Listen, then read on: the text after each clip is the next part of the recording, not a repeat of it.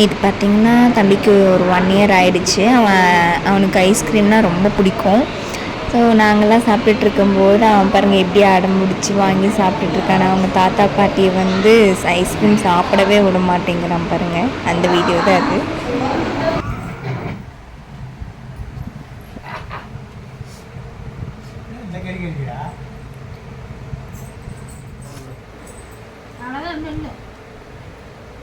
அந்த கப்பு மேலேயே அவனுக்கு கண்ணு.